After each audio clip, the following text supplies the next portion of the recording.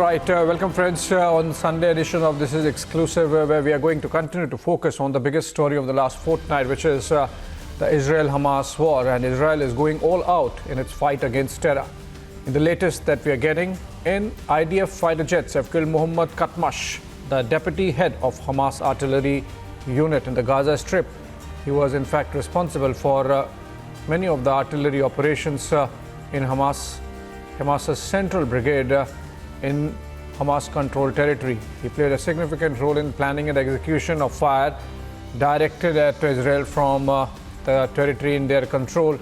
In previous rounds of fighting, in fact, he played a role in the October 7th terror attack as well. I'm told Gursimran is joining us live from Tel Aviv. And let's go directly to him before we look at a report filed by him. Gursimran, please share with us the latest. India has sent in aid which is going to go in through the Rafah crossing. But then what's the situation like in terms of Israeli counter-offensive as of today?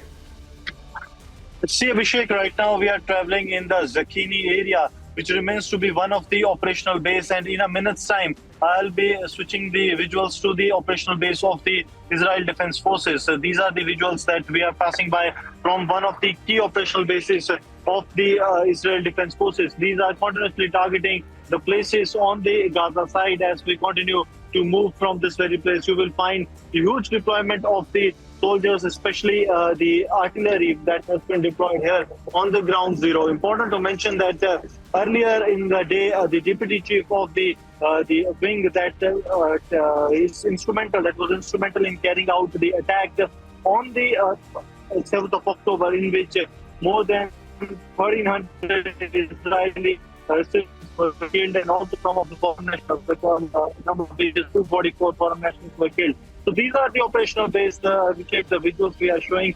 This has many of the Markava tanks and other heavy artillery that has been put in place by the Israel side. This is very close to the Gaza border, and they are continuously firing at the locations of the Gaza where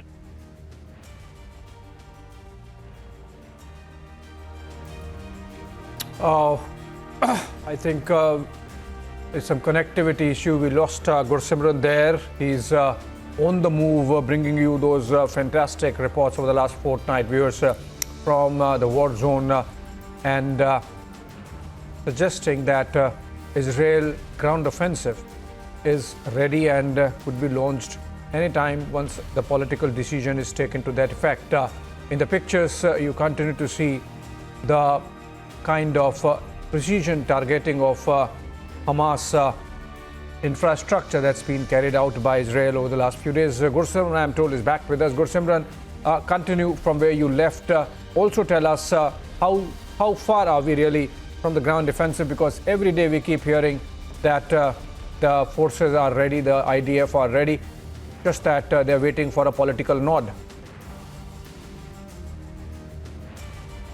See, Abhishek, when we spoke to the industry minister of the Israel government, he said that the green signal from the political leadership has been given, but now it is up to the Israel Defense Forces to carry out the operation. But when it comes to the operations, it is very important that the Israel side is going by the military tactics. What they are doing is they are weakening the Hamas from carrying out the Hamas by carrying out the operations from here only, be it the airstrikes or the thin precision strikes that are being carried out with the help of heavy artillery that has been deployed very close to the border. So now the Israel side seems to be in wait and watch mode, as it seems as two of the hostages have been released, the two American nationals, and still over 200 are hostages with the Hamas side.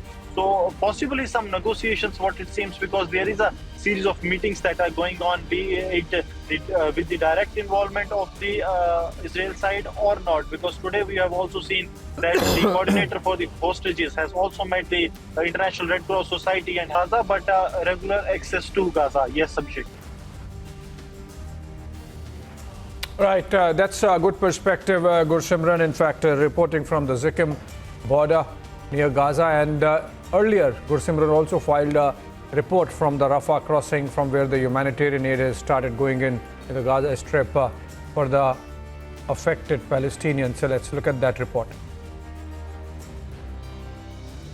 Israel side is keeping a strict vigil on what is going inside the Gaza territory, because this remains to be their apprehension that the friends of Hamas will try to help them in every possible way. Right now we are reporting from the Rafah border, and these kibbutz, Gwalots and the nearby kibbutz, here the civilians have taken up arms to secure their areas. I'll request Vijay Surendra Shah if he can show you that we are outside the kibbutz. No one is allowed to go inside the kibbutz other than those who are from the army or those who have been living here for long. I'll request Vijay Surendra Shah to show that these sophisticated arms and ammunition that the civilians are carrying, they are ensuring that their area is secured, and they also have the IDF soldiers along with them. These weapons that they are carrying, these are the highly sophisticated weapons that they have got from the Israel Defense Forces, be it the Tavor or the carbines that they have got from the Israel Defense Forces, because these weapons they can decimate the enemy within no time. And apart from that, they are also have established a proper control and command center here. See, this is one of their control and the command center from where they are operating. They are giving each and every update that is taking place, because since this is a border area, every update is being shared with the IDF on almost minute to minute basis. Additional reinforcement has also been kept on the standby, and these are the bulletproof jackets and additional weaponaries that they have put here on the standby. This is to ensure that any attempt by the Hamas terrorists, because this is a border area and the possibility of what has happened on 7th of October cannot be ruled out, and that's why they are ensuring that along with the civilians, the army deployment ensures that the kibbutz are safe, because kibbutz have been the target, be it the kibbutz Saad, kibbutz Nihal Ozi, kibbutz Beri, kibbutz Beersheva or kibbutz Kfar Aza. They have been the target, the worst hit places, and also kibbutz Reim, where the music dance festival was going on and more than 200 people, 260 people, they were brutally killed by the Hamas terrorists. So after the attacks of 7th of October on the kibbutz Beri and the other kibbutz, the security has been beefed up to a large extent. Now the civilians have taken up arms and ammunition to give the enemy a befitting reply. See, any entry, see those who are going out, they are also going with the permission of those who have been deployed here. And also the IDF soldiers who have been deployed are ensuring that everything is kept at standby. These are the vehicles of the IDF soldiers that has also been kept here, and they are also having the additional reinforcement in them. So a multi-place barricading and checks have been placed at all the locations of Israel, especially to the kibbutz, where the locals along with the IDF soldiers are keeping a strict vigil on what is happening. This also becomes very important in the view that the Israel side is planning the advancement, but they are also ensuring that their defenses are also strong, because without the strong defenses you cannot expect that you will be able to decimate the enemy, an enemy that too like Hamas, who have shown their brutal face on 7th of October, wherein they have killed more than 1,300 persons, the innocent civilians, those who were in their homes, who were enjoying the music night festivals and whatnot.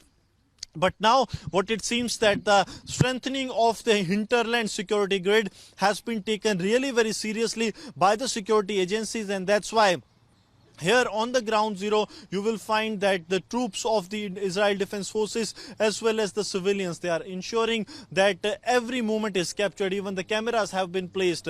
We are told that these cameras, they were here earlier as well, but now they are broadcasting each and every move to the Israel Defense Forces. See the bulletproof bunkers that are coming out. These BP bunkers were placed inside the kibbutz. Earlier, they used to be part of the border areas only, but now what has happened that the bulletproof vehicles have been inducted inside the kibbutz also. That means the security forces are ensuring that the kibbutz are secure to any attack, and in case of any attack take place, these bulletproof vehicles are inside so as to avoid any collateral damage that the terrorists are planning to do, because the threat of the enemy lies everywhere. You cannot say and cannot ignore that the Hamas is a brutal terror group that has killed more than 1,300 civilians in Israel, and now the security of the kibbutz, how it has been beefed up. We are showing you from the ground zero in the Rafah border that these bulletproof bunkers, the CCTV cameras, the heavily armed IDF troops, the civilians with the arms and ammunition and what not. That means a foolproof security arrangement deployment has been done, and also the special command and control center that has been established. I'll request Vijay Surendra Shah if he can show you that these are the systems that have been put in place. Real-time monitoring of each and every movement that is taking place on the cameras. This clearly shows that how seriously the systems have been put in place, and the hinterland security has been beefed up to a next level, to a large extent. The IDF soldiers are also here with the Tavor guns and the other state-of-art weapon systems and the communication devices with them. So this all, Samiksha, on ground is the part of the new system that has been adopted by the Israel side, especially post the attack that has taken place. These are some of the bunkers that have been placed, have been established. I'll request Vijay Surendra Shah if we can show that this road also leads to the border side, but these are the bunkers that have been built. So what actually for this have been built, that in case of any stand of fire, these bunkers can act as lifesavers. So one deployment here, and then on the other side, this clearly means that in case of any stand of fire, this can be used as a cover by the Israel Defense Forces or the civilians who have taken up the arms and ammunition for their country. All right, that was Gursimran, and we also have Alisha Nair, who has been there for the last fortnight, reporting from the war zone, reporting this time from Kibbutz Be'eri, which was one of the worst hit after Hamas attack. Here is a report filed by Alisha. Public is reporting from Kibbutz Be'eri, which is just a miles away from the Gaza Strip. But the condition here, the situation in Kibbutz Be'eri is being worst as the people were living their normal life. But on 7th of October, when the Hamas terrorists who invaded whether through air, by through aerial, land and maritime, they invaded and started open firing. Not only this, but they also started striking on the missiles. They fired the missiles. As the situation, the picture says it's all. What the condition that happened in Kibbutz Be'eri, it was more than 120 people who lost their life, and many of the people, and including children, were abducted. This was the only strategy of the Hamas terrorists who invaded inside, and then they started open firing on the people. They were just waiting. They used to burn the house of the people, and when people used to come outside, they used to do an open fire. And there are still bullets which has been lying on ground, as you can see. There are many of the number of bullets that has been fired. They used to open fire on the people who used to come out to save their life. But the situation, the pictures on your screen, as you can clearly see, the house has been completely destroyed. The life of the people have been completely devastated. They didn't even imagine.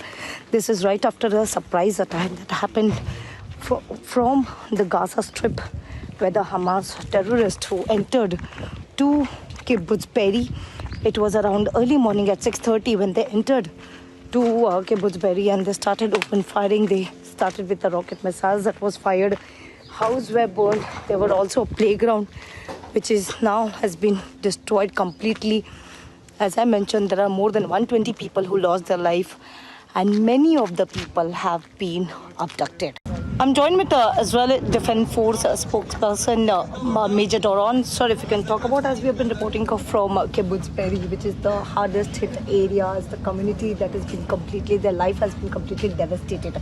How the Hamas terrorists who entered and invaded Israel, if you can talk about. What Hamas did was they practiced for a very long time in how to attack a civilian community of women and children, mostly women and children, and men as well, that were not prepared. They stormed across the border very quickly on motorcycles and in cars, and also with hang gliders, and flew in. They came to the front gate and immediately assassinated a family, broke through the gate, and very quickly came in and began to shoot everything in sight. The people were caught by surprise because of the brutality. And it took many hours. A small group of people tried fighting them, and it took many hours until the army, we were able to arrive and regain control. And in that time, they slaughtered the people here. What is a clear message to the Hamas terrorists who tried to invade Israel and devastated the life of the people who were staying very normally? These were good people. This was our family, and we are going to defend our family. We are going to find every single person from Hamas that did this, and eliminate them. We're going to eliminate Hamas as an organization so that this can never happen again.